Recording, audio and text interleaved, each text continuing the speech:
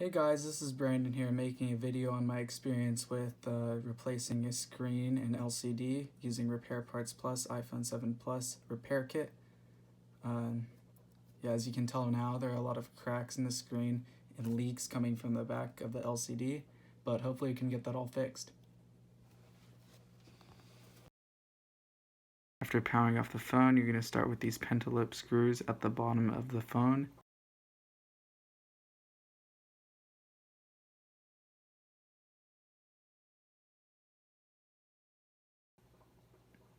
Now you can use the pry tools, which are included in the kit, to go all the way around the screen, and then eventually you should be able to pop it off like this.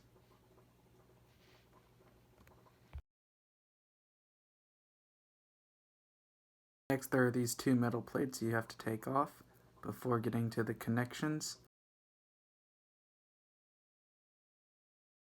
Now you can remove the connections. There's one where the top plate was, and there are three where the bottom plate was.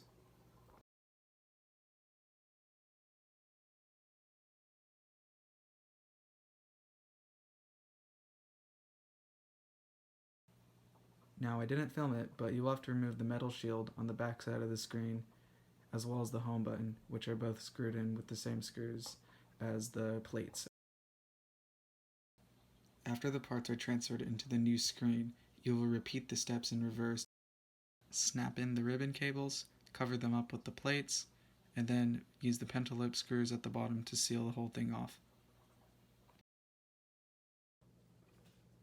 And here it is, the final product after completing the repair using RepairPartsPlus iPhone 7 Plus screen and LCD replacement.